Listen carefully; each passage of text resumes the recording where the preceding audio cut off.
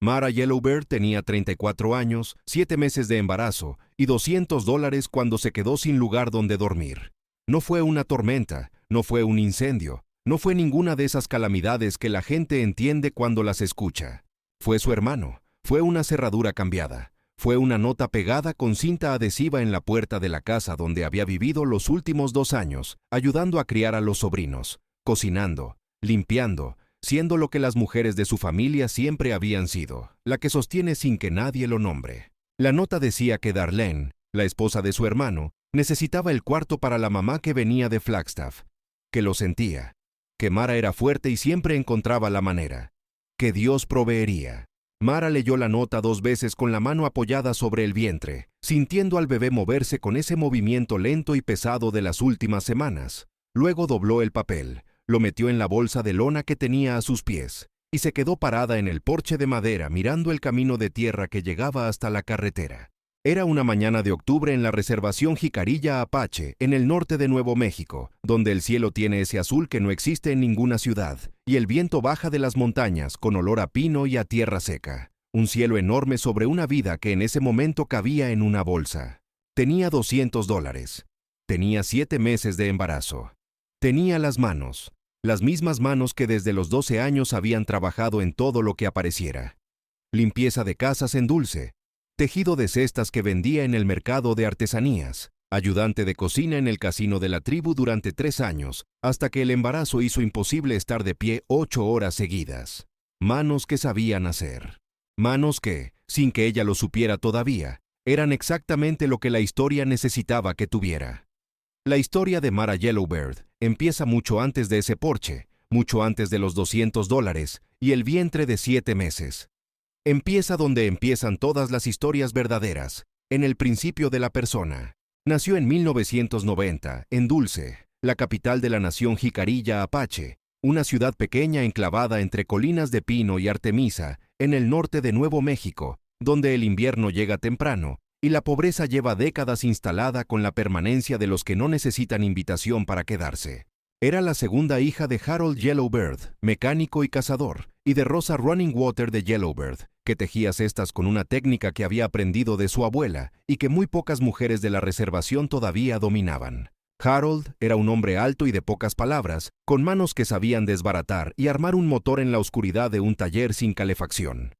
Le enseñó a Mara antes de que cumpliera 8 años que una máquina bien escuchada te dice lo que le falta, que el ruido de un motor es un idioma si uno aprende a prestarlo atención. Rosa le enseñó que los diseños de las cestas no son decoración, son memoria.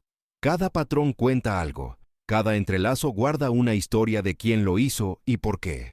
Mara creció entre esas 2 formas de conocimiento, la de las manos que reparan y la de las manos que crean, y las llevó a todas partes sin saber que algún día le servirían para algo que ninguna de las 2 podría haber imaginado.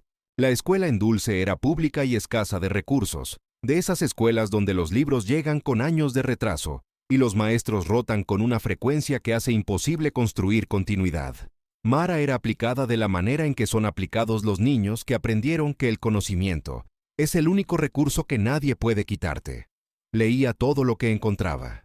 Tenía un cuaderno donde copiaba párrafos que le parecían importantes, no para estudiar, sino para tenerlos cerca, como se tienen cerca las cosas que hacen compañía.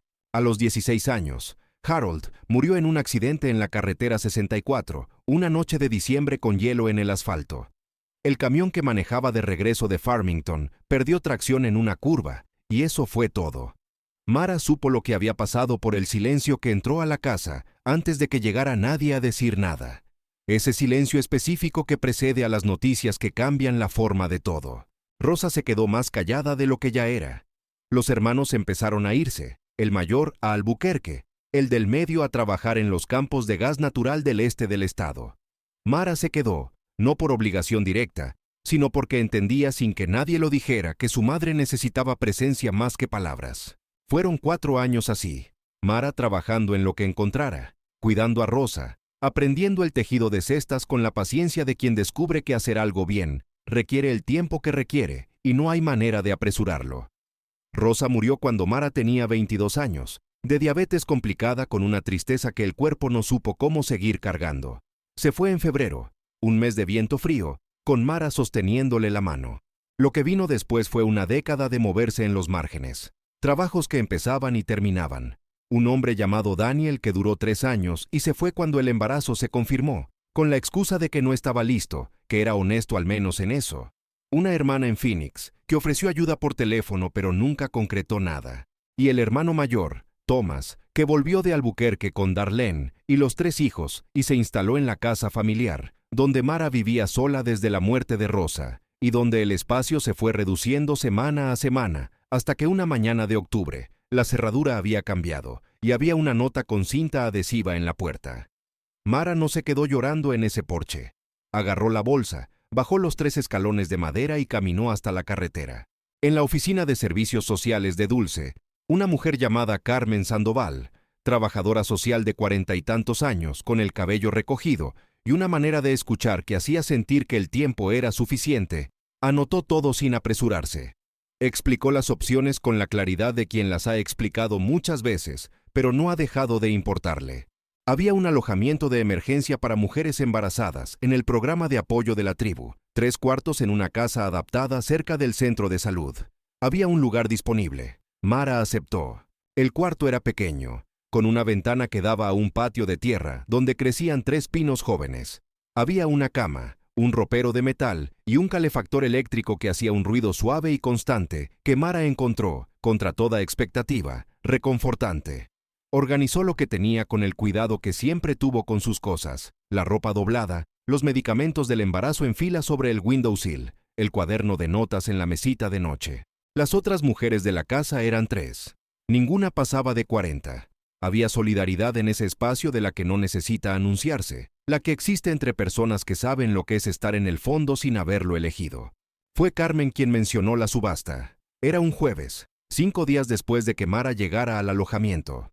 Carmen había llamado a la oficina de vivienda de la tribu para verificar opciones de largo plazo, y la funcionaria había mencionado, casi de pasada, que había una subasta de bienes abandonados programada para el lunes siguiente. Terrenos, vehículos, estructuras. Que a veces aparecían cosas baratas. No era una solución. Carmen no lo pensó como solución. Era solo información, ruido de fondo en una conversación sobre otras cosas. Pero Mara oyó. El viernes le pidió prestado el teléfono a Carmen y llamó a la oficina de la tribu. Preguntó por la subasta. Preguntó qué se iba a rematar. La funcionaria leyó la lista. Había 11 lotes en total, vehículos viejos, equipos, 2 terrenos. El primer terreno era un solar de 400 metros en la parte nueva de Dulce, postura mínima de $2,000. El segundo era lo que la funcionaria describió con una pausa brevísima que decía más que las palabras. Un terreno de 600 metros en el extremo este del pueblo, en la zona que llamaban el Arroyo Viejo, con los restos de una estructura derrumbada encima. Postura mínima, $200. Mara le pidió que repitiera la dirección. La anotó en el cuaderno. Agradeció y colgó. Esa tarde le pidió a una de las mujeres de la casa, una mujer llamada Shirley, de unos 35 años, que tenía un auto y conocía el pueblo como la palma de su mano, que la llevara hasta el Arroyo Viejo. La zona era exactamente lo que el nombre prometía. Una franja del pueblo donde el crecimiento había llegado y luego se había detenido, dejando atrás casas a medio construir, lotes cercados con malla ciclónica oxidada, y el arroyo seco que le daba nombre al lugar, un cauce de piedra y arena por donde el agua bajaba en verano y el viento en otoño. El lote estaba marcado con una estaca de metal. Lo que había dentro de la cerca era difícil de determinar a primera vista, porque lo cubría una acumulación de años, maleza alta, cascajo de la estructura derrumbada, pedazos de lo que había sido un techo de metal. En una esquina, 3 paredes de pie hasta la altura de los hombros, con el aplanado caído y el adobe expuesto y agrietado. El suelo, en los pocos lugares donde se veía suelo, era de tierra compactada mezclada con fragmentos de cerámica. Shirley miró aquello y dijo lo que cualquier persona razonable hubiera dicho. Mara, esto es peor que nada. Estás embarazada. No puedes vivir en una ruina. Mara se quedó mirando por un tiempo largo. No estaba mirando lo que había. Estaba mirando de la manera que le había enseñado su padre, antes de nombrar la cosa, antes de decidir qué es. Miró las paredes de adobe que quedaban. Adobe macizo, grueso, más grueso de lo que necesitaría ser para una estructura sencilla. Miró los fragmentos de cerámica en el suelo, algunos con restos de color. Miró el cauce seco del arroyo que bordeaba el lote por el norte, la manera en que la tierra en esa parte del terreno tenía una coloración diferente, más oscura, más húmeda a pesar de la sequedad de octubre. Algo en eso le llamó la atención de una manera que no supo nombrar en ese momento. Luego dijo, «Vámonos». El lunes llegó al patio de la oficina de la tribu con 40 minutos de anticipación, sentada en una silla de plástico con la bolsa entre los pies y los $200 en el sobre donde guardaba los documentos importantes. El patio fue llenándose de hombres en su mayoría, contratistas, especuladores, curiosos. Nadie prestó atención a Mara más allá de la mirada rápida que la gente le da a una mujer embarazada, en un lugar donde no esperan ver una mujer embarazada. El subastador llamó los lotes en orden, los vehículos primero, luego los equipos. Cuando llegó al segundo terreno, el del Arroyo Viejo, leyó la descripción con la neutralidad profesional de quien no tiene opinión sobre lo que vende. Terreno de 600 metros, zona Arroyo Viejo, restos de estructura, postura mínima $200. Hubo una pausa. Alguien cerca de Mara hizo un sonido entre dientes. El sonido de quien considera algo y lo descarta de inmediato. Postura de $200 para el lote 2, dijo el subastador. Alguien. Mara levantó la mano. El subastador la miró. 2 o 3 personas se voltearon. Hubo una pausa de unos segundos que pareció más larga, de esas pausas que concentran el juicio callado de mucha gente al mismo tiempo. Nadie hizo contraoferta. Adjudicado en $200 para la señora, dijo el subastador. Y su voz tenía la neutralidad de quien ya lo ha visto todo. Mara firmó el papel. Dobló el recibo. Lo puso en el sobre. Se fue. Del patio de la oficina hasta el alojamiento, eran 7 cuadras que caminó despacio bajo el sol frío de octubre, con la mano apoyada sobre el vientre donde el bebé se movía con esa presencia constante que en esos meses se había vuelto la única compañía que nunca la dejaba. No tenía nada. Tenía $0 ahora y un recibo de propiedad y las manos. Pero mientras caminaba, sintió el peso de la bolsa de una manera diferente a todos los días anteriores. No como carga, como comienzo. El resto de ese día y el siguiente los pasó en el alojamiento pensando, no en un plan completo. Mara nunca fue mujer de planes completos porque la vida había enseñado que los planes se encuentran con la realidad a mitad del camino y salen diferentes. Pensó en etapas. Etapa 1. Ver el terreno de día, de cerca, sin prisa. Etapa 2. Entender qué había. Etapa 3. Decidir. El miércoles fue sola. Llegó al Arroyo Viejo a las 7 de la mañana, cuando el sol estaba bajo y la sombra de los álamos del cauce cubría la parte norte del lote. Había traído guantes de trabajo que Carmen le había conseguido de la bodega de donaciones del programa y unas botas de suela gruesa, que eran 2 tallas más grandes que las suyas y que llenó con 2 pares de calcetines. Entró por el punto más flojo de la cerca, donde un poste había cedido hacia la derecha. El olor era a tierra vieja y artemisa, y algo más que no supo identificar de inmediato, algo que estaba debajo del olor de la vegetación, más profundo, más permanente. Empezó a moverse con cuidado por el terreno, probando el suelo antes de poner el peso. Las paredes de adobe que quedaban eran 3, la del fondo más alta, las laterales a la altura de los hombros. Había fragmentos de viga de madera caídos, ponderosa pine oscurecida por los años, pero sin pudrir del todo. El techo de metal estaba colapsado en el centro, formando una especie de cuenco oxidado lleno de agua de lluvia vieja. Fue hacia la esquina norte, donde la tierra tenía esa coloración diferente que había notado la primera vez. Se agachó con la dificultad de los 7 meses y puso la mano en el suelo. La tierra se dio de una manera distinta a la del resto del terreno, más suelta, más como si hubiera sido removida en algún momento y vuelta a asentar. No era la compactación natural de tierra que nunca ha sido tocada. Se quedó arrodillada ahí, escuchando, aunque no hubiera nada que escuchar, del mismo modo en que su padre la había enseñado a escuchar los motores, prestando atención a lo que la cosa le decía antes de nombrarla. Luego empezó a retirar los fragmentos de cerámica de la superficie con las manos enguantadas. Lo que encontró a pocos centímetros de profundidad no era tierra. Era un fragmento grande de cerámica con pintura, no el tipo de cerámica industrial que se compra en cualquier tienda, sino cerámica hecha a mano con el tipo de irregularidad que tiene la cosa hecha por una persona. El diseño era geométrico, negro sobre blanco, con un patrón que Mara reconoció de inmediato porque lo había visto en el cuaderno de notas de su madre, que copiaba diseños tradicionales de distintas tradiciones del suroeste. Se quedó parada sosteniendo ese fragmento en la luz fría de octubre y sintió algo que no supo nombrar con precisión. No era todavía alegría. Era la sensación de estar al borde de algo que no se mostraba del todo, como cuando escuchas un ruido en la oscuridad y sabes que hay algo ahí antes de ver qué es. Volvió al alojamiento. No dijo nada a nadie todavía. En los días siguientes fue al terreno cada mañana, siempre temprano, siempre sola.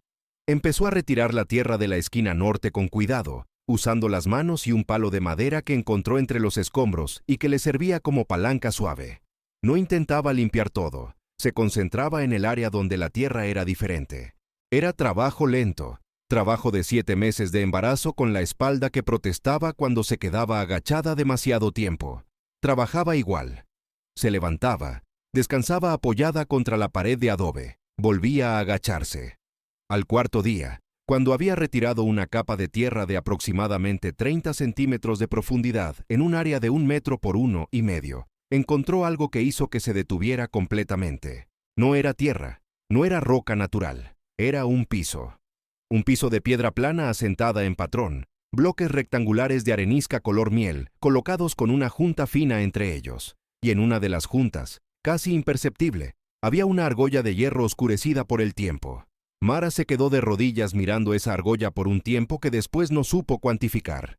Entendió qué era. Una entrada. Había algo abajo. Fue ese día cuando habló con el vecino más cercano del lote. Un hombre de unos 60 años llamado Elias Runningwater, sin parentesco conocido con su madre, pero con ese apellido que en la reservación aparecía en muchas ramas distintas, que vivía en una casa de madera pintada de azul a unos 100 metros. Elias vendía leña en invierno y reparaba cercas en verano, y tenía esa calidad de los hombres que han pasado toda su vida en un mismo lugar, y conocen cada detalle de ese lugar, con la intimidad de quien no necesita nombrarlo para saberlo. Le explicó que estaba limpiando el terreno y necesitaba una pala de punta.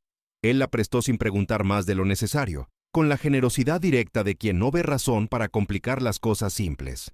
Con la pala, el trabajo fue más rápido. En 2 días había despejado el área alrededor de la argolla lo suficiente para ver toda la losa de piedra, que medía aproximadamente 1,80 metros por 1,20 metros. La argolla era de hierro forjado, pesada, con una forma que no era utilitaria sino cuidadosa, el tipo de cosa que alguien hizo pensando que duraría. En la mañana del 7º día desde que había comprado el terreno, con el sol apenas apareciendo sobre las colinas del este y la calle completamente quieta a esa hora, Mara se puso los guantes, agarró la argolla con las 2 manos, respiró hondo y jaló. La losa resistió un momento. Años de tierra y humedad habían trabajado como sellado. Jaló más fuerte, sintió la espalda quejarse y al bebé moverse como respondiendo al esfuerzo. Jaló de nuevo y a la tercera vez, con un sonido sordo y húmedo de cosa que cede después de mucho tiempo quieta, la piedra se movió. El aire que salió de abajo era diferente al aire del exterior. No era frío exactamente, era denso, quieto, como el aire de un lugar que ha estado cerrado mucho tiempo pero no ha muerto. Mara retrocedió un paso involuntariamente. Luego se quedó parada mirando la abertura oscura con ese aire antiguo subiéndole al rostro. Debajo de la abertura, había escalones de piedra bajando hacia la oscuridad. Sacó el teléfono prestado de Carmen, que llevaba más días con él de los acordados, abrió la linterna y apuntó hacia abajo. Lo que iluminó la luz no era un sótano de tierra, era una cámara. No grande, no del tamaño que ella había imaginado sin darse cuenta de que estaba imaginando, sino del tamaño de una habitación, unos 12 metros de largo y 4 de ancho, con el techo bajo y abovedado de adobe y piedra. El piso era de la misma arenisca color miel que la losa de arriba, asentado en el mismo patrón cuidadoso. Las paredes eran lo que le cortó la respiración. A lo largo de las 2 paredes laterales, en nichos excavados en el adobe a intervalos regulares, había objetos. No objetos tirados de cualquier manera, objetos colocados con intención, con el cuidado de quien sabe que lo que guarda importa y que quien lo encuentre necesita encontrarlo bien. Había cestas. Decenas de cestas de distintos tamaños, desde las que cabían en una mano hasta las que necesitarían 2 brazos para abrazarlas, tejidas con diseños que Mara reconoció parcialmente, porque su madre le había enseñado a mirar esos diseños como se mira un idioma, encontrando las palabras individuales dentro de la estructura. Algunos de los patrones los había visto en el cuaderno de notas de Rosa. Otros eran distintos, de una tradición que no reconoció de inmediato.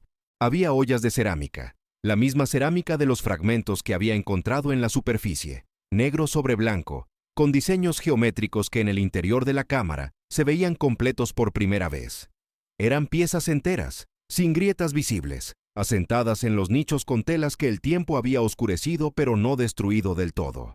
Había herramientas de piedra acomodadas en hilera en el nicho más bajo de la pared norte, raspadores, puntas, un objeto largo y pulido que tardó un momento en identificar como un rodillo de tejer. Y en el fondo, en la pared más alejada de la entrada, había algo que la hizo detenerse completamente, una serie de marcas pintadas directamente sobre el adobe, no deterioradas, no ilegibles, sino presentes con la misma claridad con que debieron haber sido hechas el día en que alguien las pintó.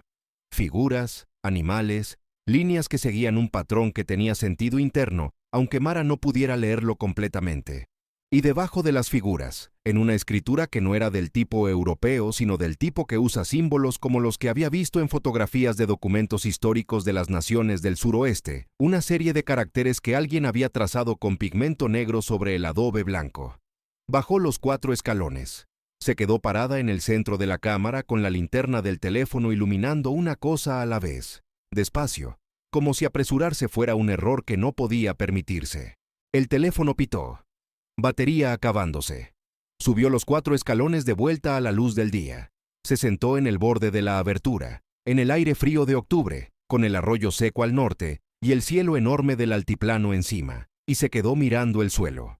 No había vocabulario técnico todavía para lo que acababa de ver. No sabía qué era el NHPA, no sabía qué era el Registro Nacional de Lugares Históricos, no sabía el valor de una olla Anasazi intacta del siglo XI.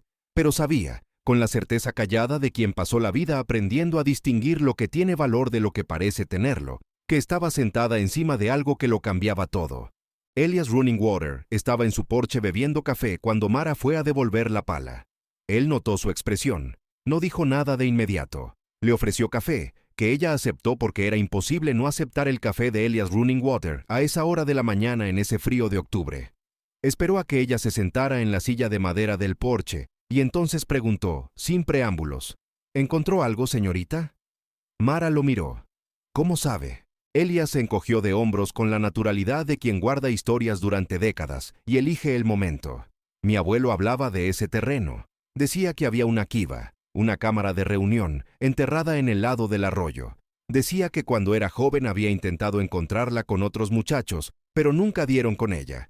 Con el tiempo nadie le creyó. Se fue volviendo historia de viejo. Mara puso la taza de café despacio sobre la rodilla. ¿Qué más sabía su abuelo? Y así comenzó la conversación que duró 2 horas y media. Lo que Elías sabía, por lo que el abuelo le había contado, y por lo que él mismo había ido juntando a lo largo de los años, era esto. El terreno del Arroyo Viejo había sido parte del asentamiento original de la zona mucho antes de que existiera Dulce tal como la conocían ahora. Antes de la reservación, antes de los acuerdos del gobierno federal, había comunidades en esas colinas y a lo largo de ese arroyo que tenían sus propias estructuras, sus propios espacios sagrados y de almacenamiento. Cuando las comunidades se desplazaron, algunas cosas quedaron. Algunas cosas fueron enterradas intencionalmente, no perdidas sino guardadas, con la lógica de quien protege lo que no puede llevar consigo pero no quiere dejar a la intemperie. El abuelo de Elias decía que la cámara del Arroyo Viejo era de ese tipo. No un sitio abandonado, un sitio guardado. El terreno había pasado por manos distintas en el siglo XX. Un comerciante anglosajón que lo compró en los años 40 para construir un almacén que nunca terminó. Luego un periodo de abandono, luego un proceso de reintegración al inventario de tierras tribales que generó décadas de papeles y disputas y resoluciones que nadie había seguido del todo. Cuando el ayuntamiento lo listó como bien abandonado, nadie recordó el subsuelo. Nadie, excepto el nieto del hombre que había intentado encontrarlo de joven. ¿Por qué no dijo nada?, preguntó Mara. Elías miró el café. Era historia de mi abuelo, no mía. Y yo tampoco lo encontré. Mara se quedó quieta un momento. Luego dijo, hay una cámara, 4 escalones hacia abajo, techo de adobe en arco, 2 paredes de nichos con cestas y cerámica, herramientas de piedra, y en la pared del fondo hay pinturas y escritura. El silencio de Elias duró exactamente el tiempo que necesita un hombre de 60 años para entender que la historia que escuchó toda su vida está sucediendo frente a él. Luego dijo, con una voz que había cambiado de tono, «Va a necesitar llamar a la universidad y al consejo tribal». Mara no sabía a cuál universidad llamar. Elías sí. Tenía una sobrina que era profesora de arqueología en la Universidad de Nuevo México en Albuquerque, con especialización en culturas del suroeste precolombino. Se llamaba Denise Ronningwater. Tenía 42 años y contestó el teléfono esa tarde cuando Elías llamó con la historia más improbable que una arqueóloga suele recibir en un martes de octubre. Denise llegó 3 días después con una colega de su departamento llamada Patricia y una cámara fotográfica profesional. Llegó con el escepticismo educado de los académicos que ya recibieron muchas llamadas sobre descubrimientos que resultan ser una botella vieja en el jardín. Llegó y bajó los 4 escalones de la cámara con la linterna buena que había traído y se quedó ahí abajo 20 minutos sin decir una sola palabra. Cuando subió tenía una expresión diferente, no de escepticismo, de alguien que intenta contener el tamaño de su propia reacción. «Señorita Yellowbird», dijo con la voz controlada de académica que aprendió a no hacer afirmaciones antes de tener confirmación. «¿Usted no movió nada aquí abajo más que abrir la trampilla?» Mara dijo que no. Había tocado algunos fragmentos de cerámica en la superficie, había iluminado con el teléfono, pero no había movido nada de la cámara, no había retirado nada, no había alterado nada. Denise asintió. «Muy bien hecho». Luego miró el vientre de 7 meses y añadió, «Y usted hizo todo esto sola, en ese estado». No era pregunta, era constatación. Patricia ya tenía el cuaderno abierto. Denise pidió permiso para fotografiar. Mara dijo que lo hiciera. Era la propietaria. Lo que siguió fueron 2 días de trabajo sistemático del equipo universitario, fotografía de cada nicho y su contenido, documentación de las cestas y la cerámica, análisis preliminar de los pigmentos de las pinturas de la pared del fondo, medición de la estructura completa. Mientras Patricia organizaba los datos en la laptop, Denise le explicó a Mara lo que estaba viendo, o lo que creía estar viendo, con la cautela de quien sabe que confirmar requiere proceso.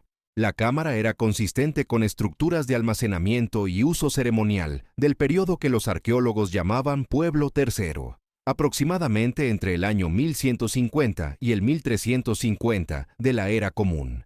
El tipo de construcción, el adobe mezclado con fibra vegetal de una manera específica, el diseño de los nichos, el patrón del piso de arenisca, todo apuntaba a ese periodo. Las cestas, por el tipo de fibra y la técnica de tejido, podrían ser contemporáneas a la estructura o posteriores, lo cual sugería que el espacio había sido usado y eventualmente sellado intencionalmente en un momento posterior al de su construcción. La cerámica era lo que hacía de esto algo extraordinario. Piezas completas, sin restauración, en condición de preservación que Denise describió como inusual para el nivel de humedad variable de la región. El sellado de la losa de piedra combinado con las propiedades térmicas del adobe habían creado un microclima estable que protegió los objetos durante siglos. Las pinturas de la pared del fondo eran lo que necesitaría más tiempo para analizar. Los caracteres debajo de las figuras eran lo que Denise, eligiendo las palabras con cuidado, llamó potencialmente significativo. Había registros de sistemas de notación usados por distintos grupos del suroeste que los académicos todavía estaban estudiando. Si lo que estaba en esa pared era un sistema de ese tipo, la implicación histórica era considerable. «Necesito contactar a la oficina del SHPO», dijo Denise. «¿La señora sabe qué es?» Mara dijo que no. Denise explicó. «State Historic Preservation Office, la oficina estatal responsable de la preservación del patrimonio histórico. Un hallazgo de este tipo en tierra tribal requería coordinación entre la universidad, la oficina estatal y el Consejo de la Nación Jicarilla, que tenía derechos y autoridad específicos sobre los hallazgos culturales dentro de los límites de la reservación bajo la ley federal, conocida como NAGPRA. ¿Eso me quita el terreno?, preguntó Mara. Denise fue directa. No. La declaración de sitio histórico no retira propiedad, regula el uso, y en este caso, dado que el hallazgo tiene relación directa con el patrimonio cultural Jicarilla Apache, hay mecanismos específicos de apoyo a los propietarios, más aún cuando el propietario es miembro de la nación. Mara la miró. ¿Qué tipo de mecanismos?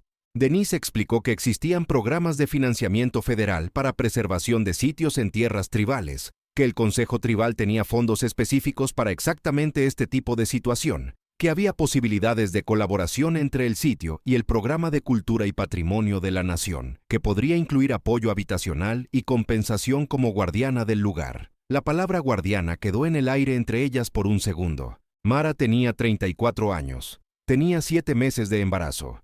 Tenía $0 y un recibo de propiedad. Había salido de la casa de su hermano con una bolsa de lona. Había comprado el peor lote del remate mientras alguien resoplaba en la segunda fila. Y ahora una arqueóloga de la Universidad de Nuevo México la estaba llamando guardiana. El llanto cuando llegó no fue discreto. No fue el llanto de quien quiere controlarlo. Fue el otro tipo, el que llega cuando el cuerpo decide que ha guardado demasiado por demasiado tiempo y ya no puede seguir. Mara se sentó en el borde de la abertura de la trampilla, sobre la losa de piedra que había jalado sola una semana antes, y lloró con los hombros, con el pecho, con las manos abiertas sobre el vientre, donde el bebé se movía como respondiendo a algo que no podía entender todavía, pero que ya sabía. Denise se quedó parada a su lado sin hablar, sin apresurarse. Patricia, que estaba subiendo de la cámara en ese momento, vio la escena y también se quedó quieta. Elias, que había llegado sin que nadie lo llamara con una termo de café, puso la termo en el suelo y se quedó de pie en silencio. A veces el silencio de quien se queda presente es la forma más completa de compañía. Después de que el llanto pasó, Mara sacó el sobre del fondo de la bolsa, lo abrió, tomó el recibo del remate doblado con cuidado y lo miró por un momento. $200. Lote 2. Terreno de 600 metros, zona Arroyo Viejo. Lo dobló de vuelta y lo puso en el sobre. Lo que vino después fue proceso, del tipo lento y burocrático que tienen las cosas que necesitan durar. El Consejo Tribal se involucró con una rapidez que Denise describió como señal del interés que había generado el informe preliminar. El Programa de Patrimonio Cultural de la Nación Jicarilla envió a su directora, una mujer llamada Sandra Tafoya, 48 años, de hablar directo y conocimiento profundo de las leyes federales de protección de sitios en tierras tribales, quien después de bajar a la cámara y pasar una hora documentando con su propio equipo, se sentó con Mara en el porche de Elias con 2 tazas de café y le explicó lo que había. El sitio sería declarado Área de Preservación Cultural bajo protección tribal y federal conjunta. La declaración no afectaba la propiedad de Mara. Lo que sí habría era acceso a financiamiento del Fondo de Preservación Cultural de la Nación, que incluía recursos para construcción de vivienda asociada al sitio, dado que la naturaleza del hallazgo requería presencia de guardián permanente y compensación mensual como curadora responsable del espacio. ¿Y el bebé?, preguntó Mara. Sandra la miró con una expresión que era al mismo tiempo profesional y completamente humana. El programa tiene apoyo de salud perinatal. No es lo mismo que tener familia, pero no vas a estar sola. Mara asintió una vez. Se quedó mirando el terreno, la abertura de la trampilla, las paredes de adobe que quedaban de la estructura de arriba, el cauce seco del arroyo al norte. El proceso formal fue exactamente lo que Sandra dijo que sería. Formularios, dictámenes, reuniones del consejo, aprobaciones.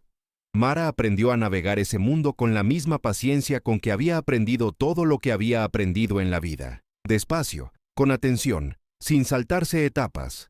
Carmen del programa de servicios sociales ayudó con la documentación. Denise ayudó con el lenguaje técnico. Elias ayudó con el conocimiento del lugar y de las personas. Pero era Mara quien iba a las reuniones, quien firmaba los papeles, quien entendía lo que se estaba decidiendo sobre lo que era suyo. En noviembre, 3 semanas después de la apertura de la trampilla, salió el dictamen preliminar.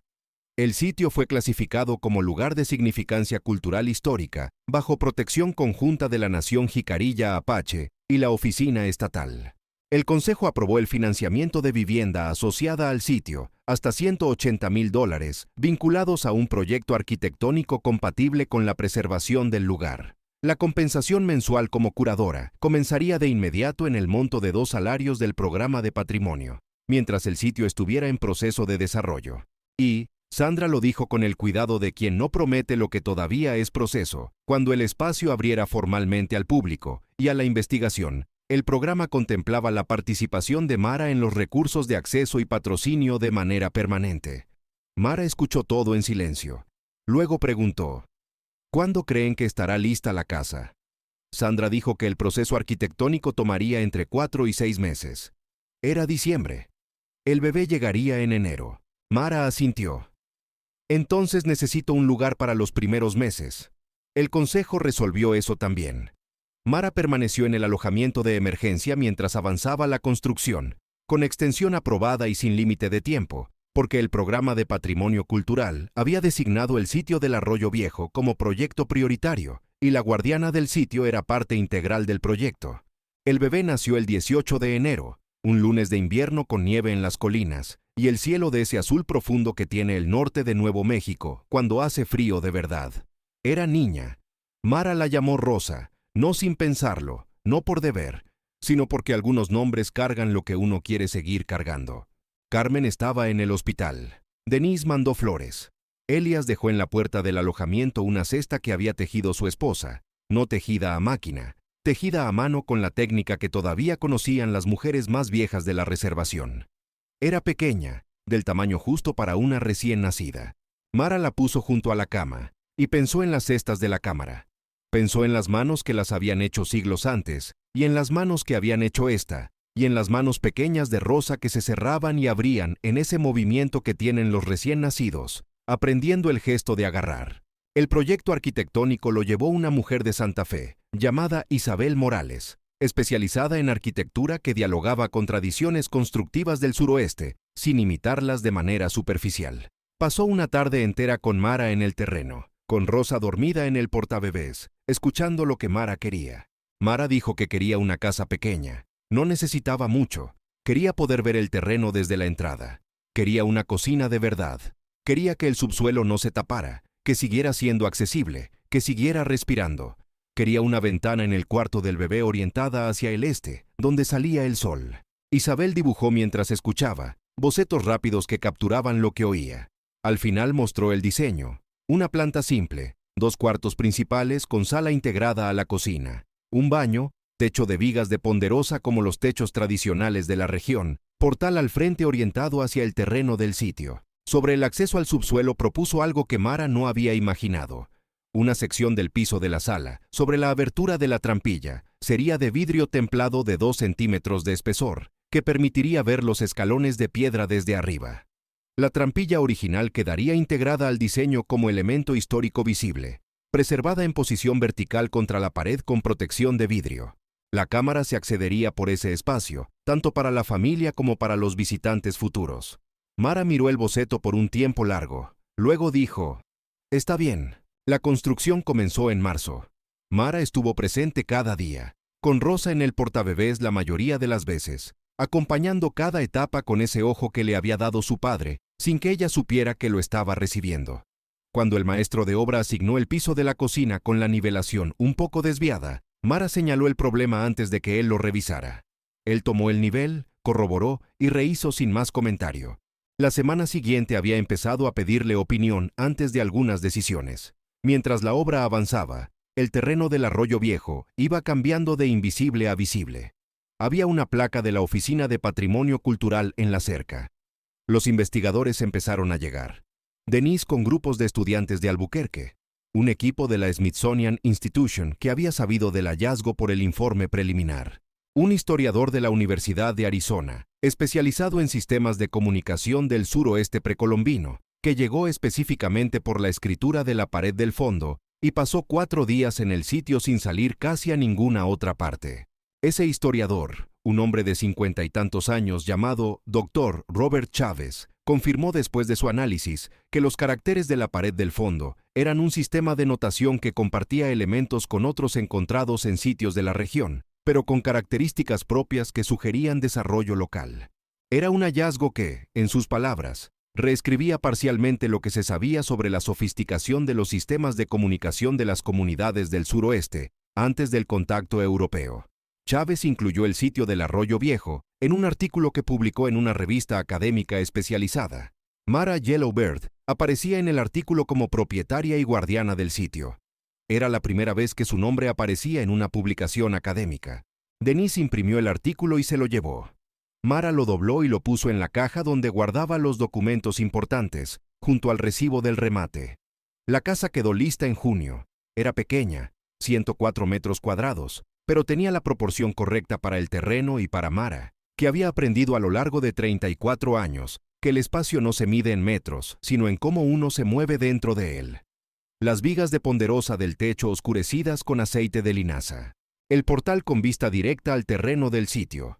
La cesta de Elias en el anaquel de madera que Isabel había mandado hacer como detalle, junto a la foto de Harold y Rosa que Mara había guardado en la bolsa de lona la mañana que salió del porche de Thomas. El piso de vidrio templado sobre la trampilla era lo que primero veía cualquiera que entraba. Parado sobre él, se veían los 4 escalones de piedra bajando hacia la oscuridad de la cámara. Al lado, la trampilla original en posición vertical, preservada, con la argolla de hierro forjado visible detrás del vidrio de protección. La primera mañana que Mara despertó en esa casa, Rosa dormida en el cuarto del este con la luz del amanecer entrando por la ventana, se quedó un momento larga parada sobre el vidrio del piso, mirando los escalones de abajo. Luego fue a hacer el café. La apertura oficial del sitio cultural Arroyo Viejo para investigación y visitas ocurrió un sábado de septiembre, casi un año exacto después de que Mara se hubiera quedado parada en ese porche con una bolsa y $200. Estaban presentes Denise y Patricia, Sandra Tafoya del programa de patrimonio, Carmen del programa de servicios sociales, Elías con su esposa, la directora de la escuela elemental de Dulce, con un grupo de niños y niñas de tercer grado, y varios investigadores que habían venido de distintos puntos del país. El presidente del Consejo Tribal habló primero, con un discurso que reconocía el hallazgo como recuperación de algo que había pertenecido a la nación mucho antes de que hubiera nombres para nombrarlo. Cuando llegó el momento de que Mara dijera algo, se quedó de pie en el portal ante las 40 y tantas personas reunidas, y se quedó callada por un segundo, no de nervios, sino de la quietud de quien está eligiendo las palabras correctas. Luego dijo, mi madre me enseñó que los diseños de las cestas cuentan historias, que cada entrelazo guarda algo, que uno teje pensando en quién va a recibir lo que teje, aunque no sepa quién es. Quien guardó esto aquí abajo, pensó igual. Guardó para quien llegara. Yo llegué. Silencio. Luego el aplauso, el tipo honesto que no necesita ser ensayado. La rutina que se estableció en los meses siguientes tenía una calidad que Mara a veces intentaba nombrar sin conseguirlo del todo. No era la tranquilidad vacía de quien ya no tiene nada que hacer. Era la tranquilidad de quien tiene exactamente lo suficiente que hacer en la medida justa. Despertaba cuando Rosa la despertaba, que al principio era muchas veces en la noche, y luego fue siendo menos. Preparaba el café. Se quedaba en el portal con Rosa en brazos, mirando el terreno, la placa del programa de patrimonio, la abertura del sitio donde los investigadores llegaban por las mañanas. Los viernes había visita escolar, y Mara guiaba a los grupos de niños con una naturalidad que venía de haberse acostumbrado a que lo que era de ella podía ser de todos sin dejar de ser de ella. Había un detalle que nadie fuera de Denise, y el equipo académico sabía todavía. Un detalle que el doctor Chávez había descubierto al completar su análisis de los caracteres de la pared del fondo. Dentro de la secuencia de notaciones había un elemento que no era descriptivo sino instruccional. No contaba lo que había, señalaba lo que debía hacerse. La traducción aproximada, construida con el trabajo conjunto de Chávez, Denise y 2 especialistas en lenguas del suroeste de la Universidad de Colorado, era esta. Lo que aquí se guarda es de quien lo necesite cuando llegue el momento. No se abre por codicia, se abre por necesidad. Quien lo cuide, que lo cuide como si hubiera sido suyo siempre. Chávez lo había leído como documento histórico sobre prácticas de preservación comunitaria. Denise lo había leído como evidencia de intencionalidad en el sellado del sitio. Sandra Tafoya lo había leído como argumento adicional para la clasificación de protección que ya estaba en proceso. Mara lo leyó como carta, no como documento, como quien reconoce la voz de alguien que no conocerá nunca, pero que le habla directamente a través de siglos de silencio y adobe y piedra arenisca en el norte de Nuevo México. Lo que aquí se guarda es de quien lo necesite cuando llegue el momento. Ella había llegado con $200 y una bolsa de lona y 7 meses de embarazo. Había comprado el peor lote de la subasta mientras alguien resoplaba a su lado. Había abierto la trampilla sola en una mañana de octubre, con guantes de segunda mano y un teléfono prestado con la batería al 10%. Y alguien, siglos antes, había escrito una instrucción que solo tenía sentido para una persona que solo llegaría en ese momento. Eso pone muchas cosas en perspectiva. El largo de un hilo que conecta personas que nunca se conocerán. La manera en que algunos lugares guardan lo que se depositó en ellos con más fidelidad que cualquier promesa. Mara tenía 34 años y una casa de 104 metros cuadrados, con vigas de ponderosa y vista al terreno del arroyo. Tenía un sitio cultural bajo el piso de vidrio y un título de curadora en un documento con sello federal y tribal. Tenía a Denise y los grupos de investigadores que llegaban de lejos. Tenía a Elías y el café de las mañanas y la cesta tejida a mano en el anaquel. Tenía a Carmen, que visitaba a veces sin función profesional ya, solo porque se había vuelto amiga.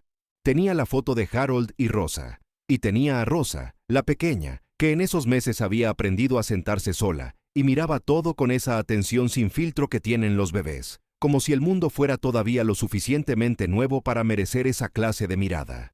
Una tarde de octubre, un año exacto después de aquella mañana en el porche de Thomas, Mara se quedó en el portal con Rosa dormida en el portabebés y el café enfriándose en la mano, mirando el terreno del arroyo con el sol poniéndose detrás de las colinas del oeste. El altiplano oscurecía despacio, ese oscurecer color naranja que convierte todo en silueta antes de apagar la luz. La placa de patrimonio perdió su brillo. Las paredes de adobe del sitio se volvieron forma oscura.